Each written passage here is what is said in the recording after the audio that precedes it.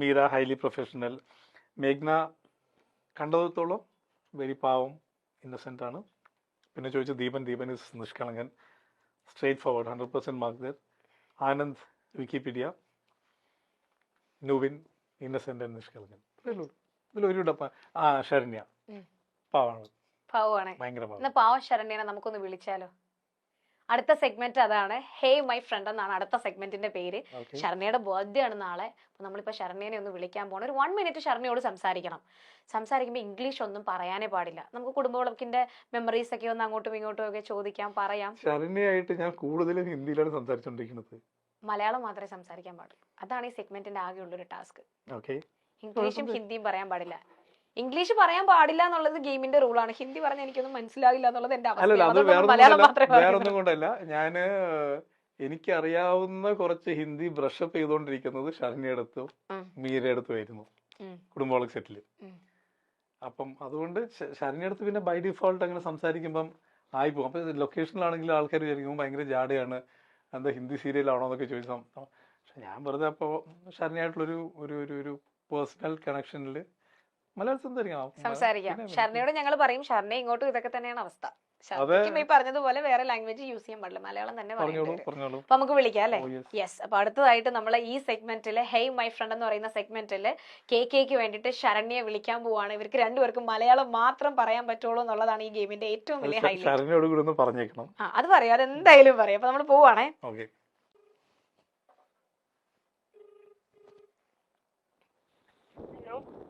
Hello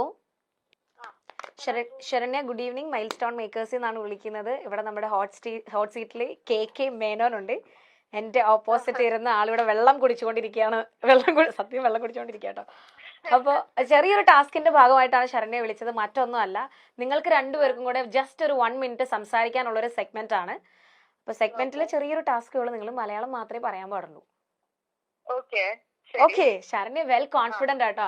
ഇവിടെ ഒരാൾ പറഞ്ഞു ശരണ്യക്ക് ഹിന്ദി അല്ല കേക്കാണെന്ന് പറഞ്ഞപ്പോ ഞാൻ മനസ്സിൽ വിചാരിച്ചു എവിടെ പോയി വെട്ടിരിക്കുകയാണോ എന്തോ. ആള് വെട്ടിരി വിളിച്ചപ്പോ ആക്ച്വലി വെള്ളം കുടിക്കാന്ന് പറഞ്ഞത് സത്യാട്ടോ.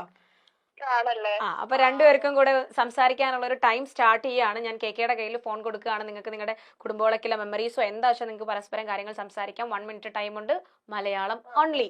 ഓക്കെ ശരണ്യ? എന്തോ എനിക്ക് തോന്നുന്നു നമ്മൾ പരിചയപ്പെട്ടതിന് ശേഷം ആദ്യമായിട്ടായിരിക്കും നമ്മൾ വെറും മലയാളത്തിൽ മാത്രം സംസാരിക്കുന്നത്. എനിക്ക് തോന്നുന്നു അതെ അല്ലേ? ഇനി മലയാളം ഇനി ഞാൻ ശ്രദ്ധിച്ച് ഇങ്ങനെ മലയാളം തന്നെ വരണം എന്ന് തന്നെ ടെൻഷൻ. മറ്റേ ആ ടീല് പറഞ്ഞ എങ്ങനെയുണ്ട് എന്റെ ഭർത്താവ്? സുഖമായിട്ടിരിക്കുന്നോ? ഭർത്താവ് സുഖമായിട്ട് അവിടെ ഇരിപ്പില്ലേ? ഇവിടുത്തെ ഭർത്താവ് സുഖമായിട്ടിരിക്കുന്നു. അവിടുത്തെ ഭർത്താവ് ഇവിടുത്തെ മലയാളം നാടകത്തിലെ ഭർത്താവ് സുഖമായിട്ടിരിക്കുന്നു. നാടകമൊക്കെ തീർന്നിട്ട് കാലങ്ങളായി. ഓർമ്മയുണ്ടോ നാടകങ്ങളൊക്കെ? ഉണ്ട്. ആ നാടകത്തിനെ കുറിച്ച് ഇപ്പോഴും പ്രേക്ഷകർ എന്നോട് സംസാരിക്കാറുണ്ട്. ഇന്ന് വാഹനത്തിൽ വന്നപ്പോഴും, എന്ത് വാഹനമാണ്? വാഹനമല്ല, മറ്റേ അതിന്റെ ആ വേർഡ് പറയാൻ പറ്റില്ല. വണ്ടി. തീവണ്ടിയിൽ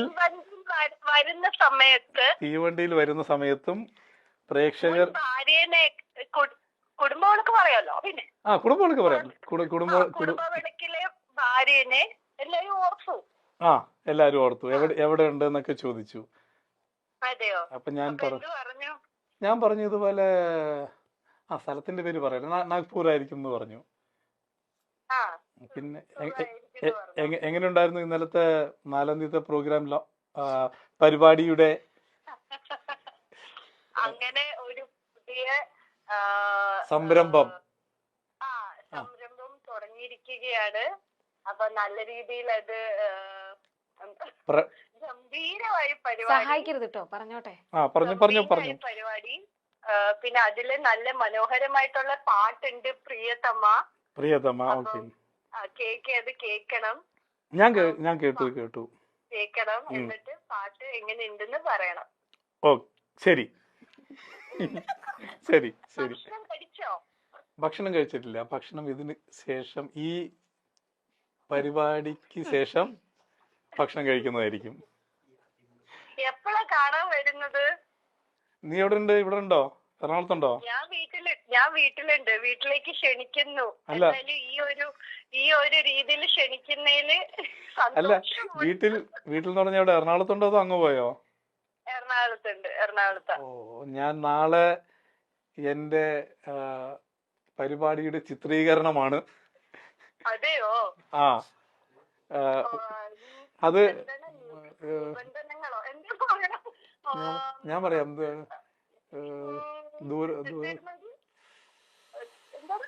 അറിയില്ല, എനിക്ക് അതിന്റെ വേർഡ് പറയാൻ അറിയില്ല മലയാളത്തില്.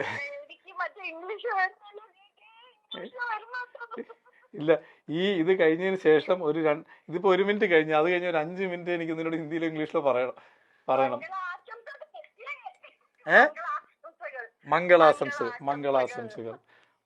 മംഗളാശംസകൾ നേർന്നതിന് നന്ദി. ഞാൻ